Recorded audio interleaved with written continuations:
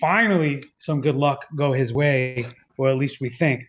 Uh, I'm just going to start off by saying this is one of my personal favorites, and I'm talking in all of baseball. He's finally had some breaks go his way, as I was mentioning. You may remember he was a high-profile shortstop prospect in the Brave system. He basically was Ozzy Albies before Ozzy Albies. He's always had an extremely advanced hit tool and ability to run the bases. By that, I mean he was expected to be an above-average 300 MLB hitter and steal at minimum probably 30 bases a year if given the time. And that was the problem. He wasn't being given the time. First, he was moved off of shortstop to second base for the Braves incumbent at the time, Andrelton Simmons. Let that sink in for a minute. He then tried, to go to the outfield when Jace Peterson had a little success, a modicum of success at second. The Braves then traded him when they thought Malik Smith might be the answer in the outfield. So literally this guy was shuttled around three positions in Atlanta, moved to the Dodgers, who they kept him at second, then moved him to Cincinnati. Meanwhile, the Dodgers had this incredible need for a guy just like Peraza a mere year later. Anyway, he's got all this stuff going around. He's bouncing all over the place. He finally got an opportunity to play a little bit last year, and he did exactly what we thought he would do. He hit 324. He stole 21 bases, and that was in roughly half a season's worth of at-bats. He now has an opportunity from day one. Second base in Cincy is his. And, I give you this whole background because it's also a great lesson in why you should not fall in love with prospects, because despite how good the guy might actually be, it doesn't necessarily mean he's going to find his path to the majors. So I'm happy that Peraza is still young enough that it's maybe finally working in his favor, because this guy is really, really, really good. Yeah, I totally agree. And he's a guy that I took a shot on early on last year. In drafts, and had taken him, with a last round flyer or something like that, hoping he could fill in for my speed position at second base. Because in a lot of ways, he's almost like getting Billy Hamilton, who gets drafted very, very early as an outfielder, as a middle infielder.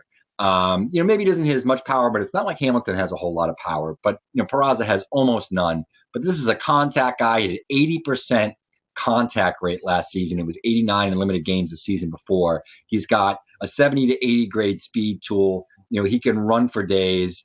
It should be all systems go this year in Cincy. I was super excited when Brandon Phillips got moved. It sounds like there's no issue with Dillison Herrera, who was also acquired by the Reds last trade deadline. There doesn't look like there's going to be any issue with Herrera taking some starts from him. I think Zach Kozar could eventually get moved. There's even a chance Peraza could move to shortstop full time, and we'll see about that. But the great thing about him right now is he's got multi-position eligibility because of all this sort of shuffling around and crazy business that he's had to deal with over the last 3 seasons. So he's got second base, shortstop, and outfield eligibility in most leagues. He's a guy that can steal, I think, 35 plus bags. He's got those kind of wheels. Could hit 280 to 300 plus, score a lot of runs, even on a bad team. Being in a team like Cincy, I think, they're going to struggle to score runs, so they're going to need somebody like him, stealing as many bases as possible. Should be all systems go, and he might be a better hitter than Billy Hamilton. So there's a chance this guy could, finagle his way into a leadoff role as well. I love Peraza. I've drafted him in a few places already.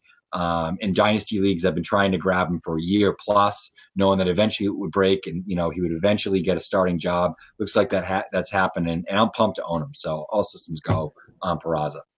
Yeah, I'm glad you mentioned the shortstop thing, because when he was coming up, he was regarded as a top shortstop prospect, not just because of the hit tool, but because of the advanced glove. He's a good defender. So I'm actually kind of happier he's on second now as opposed to short, because of how deep shortstop has become. It's almost like if he was playing shortstop and you don't have a middle infield position, he might not even be able to get on your roster, because there might be other shortstops with higher power profiles that you'd rather slot in as your starter over Peraza. You mentioned comparing him to Hamilton. I think he has a way more advanced hit tool than Billy Hamilton. I think this guy's an absolute guaranteed 300 hitter, where Hamilton will be lucky to hit for 300. We've seen he can be potential with the bat, but as far as power, neither of them have anything. So we're really looking with these two guys, average runs and steals. And I think Peraza gives you more than Hamilton across the board in that department. Maybe, you're going to have to, suck up 20 steals or so. But you said 35. I said 30 at bare minimum. I agree. It could be 40. It could even be 50. This guy is elite level potential when it comes to that. So all systems go for you. All systems go for me. And I'm happy to see that he's finally getting his opportunity.